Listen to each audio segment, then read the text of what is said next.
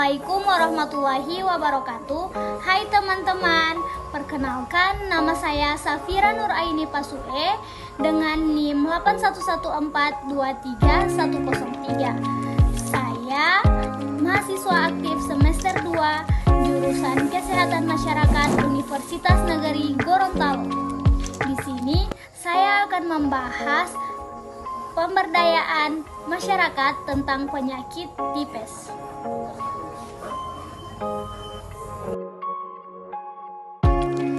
Penyakit tipes atau demam tifoid adalah infeksi yang menyerang tubuh yang disebabkan oleh bakteri Salmonella typhi melalui makanan, minuman, dan lingkungan yang kurang bersih. Bakteri ini jika tidak ditangani segera dan tepat bisa berkembang biak kemudian menyerang hati, kantung empedu, saluran empedu, hingga usus. Meski penyakit tipes bisa disembuhkan total dan tidak berbahaya, akan tetapi tipes tidak bisa dianggap remeh karena ada ancaman komplikasi penyakit yang berbahaya jika tidak diobati. Penyakit ini bahkan bisa mengancam nyawa. Biasanya kematian akibat tipes terjadi karena bakteri sudah menginfeksi secara berlebihan. Salah satu komplikasi penyakit yang berbahaya akibat penyakit tipes adalah pendarahan atau timbulnya lubang pada usus halus atau usus besar. Isi dari usus bocor ke lambung sehingga menimbulkan rasa sakit pada perut, mual, muntah, hingga infeksi ke darah yang menimbulkan respon mematikan dari sistem kekebalan tubuh atau sepsis.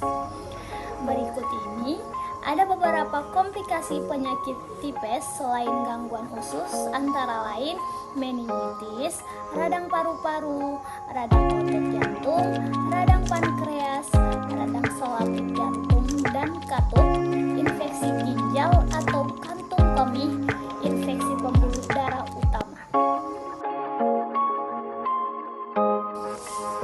Penyebab utama penyakit tipes atau demam tifoid ini adalah bakteri Salmonella typhi.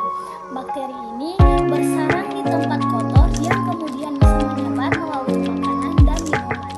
Penyebaran bakteri ini paling sering adalah sumber air kurang bersih dan fasilitas sanitasi buruk.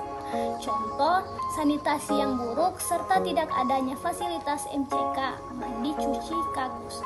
Kemudian orang masih membuang air besar sembarangan.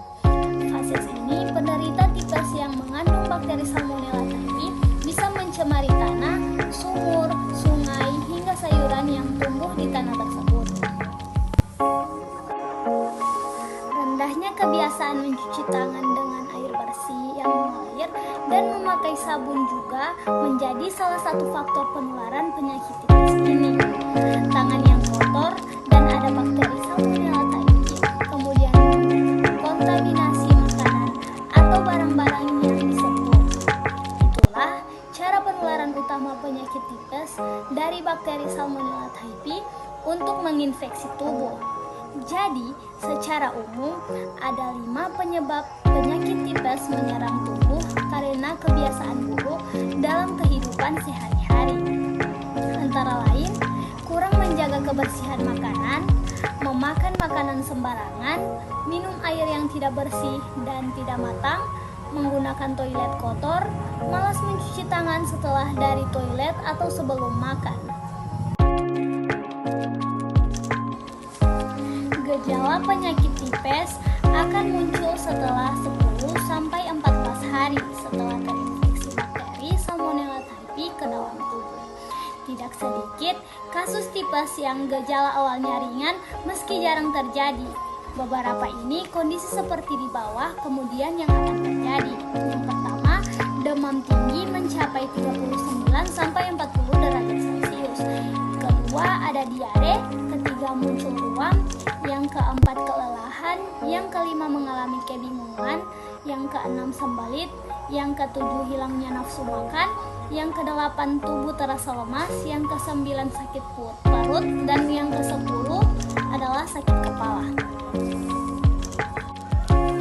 Gejala seperti di atas setelah beberapa hari bisa menjadi perlahan menghilang, bahkan seperti sembuh. Namun, jangan tertipu karena bakteri Salmonella typhi masih bersarang di dalam tubuh.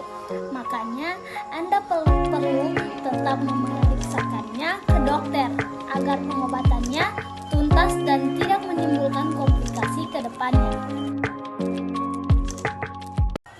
Cara mencegah penyakit tipes paling pertama adalah menjaga kebersihan agar tidak terinfeksi bakteri Salmonella typhi tersebut.